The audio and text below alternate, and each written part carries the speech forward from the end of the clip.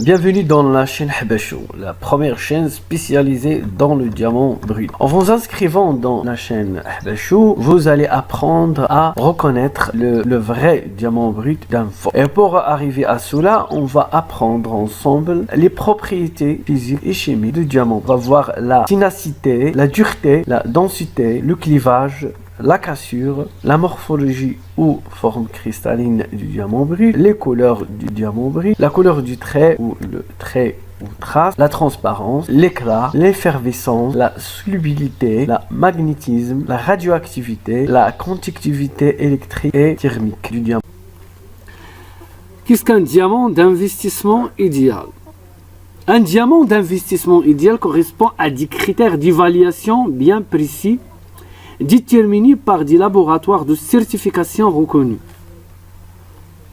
Les 4 C. Un diamant d'investissement doit avoir de bonnes caractéristiques dans les 4 critères suivants. Le carat, le poids entre 0,5 et 2 carats.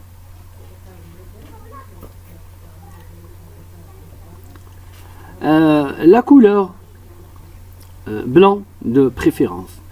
Clarté, pureté, le plus pur possible, bien sûr.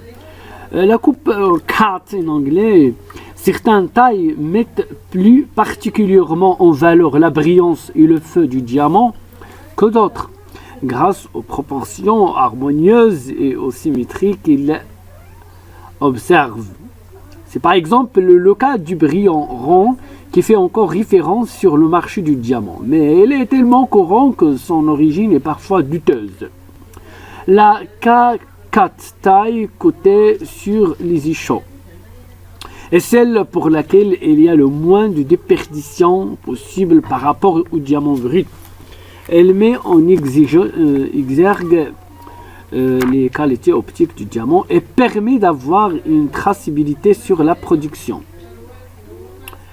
Très bon sans être exceptionnel. Un bon diamant d'investissement doit avoir de très bonnes caractéristiques, mais il ne doit pas être trop exceptionnel non plus.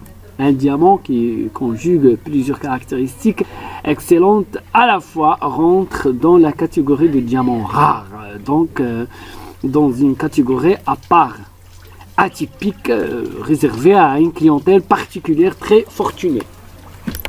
Par exemple, pour un diamant de qualité IF, la meilleure graduation en termes de pureté, elle vaut mieux qu'il soit de couleur EAF, incolore sans être rare non plus. Et une qualité de taille very good ou excellente, mais avec un diamant de couleur D incolore et rare. Il vaut mieux une qualité de taille inférieure, par exemple, pour ne pas se retrouver avec un produit d'exception destiné à un marché très restreint, celui de la rareté. Sans oublier les proportions et le fini. Les proportions de la symétrie entrent également en compte dans l'évaluation d'un diamant. Un diamant avec de bonnes caractéristiques peut être mal noté si les proportions ne sont pas respectées, qu'elles représentent des asymétries. Un diamant isolé. En termes d'investissement, on privilégie plutôt un diamant isolé, pas monté sur bijoux, car les bijoux sont soumis à la TVA au coût de la joaillerie, de la griffe ou du bijoutier. Assalamu alaikum, Allah khayr labas darm, ta'aq, kulchi bikhair. De la griffe du bijoutier et subissent une décote très importante de la revente.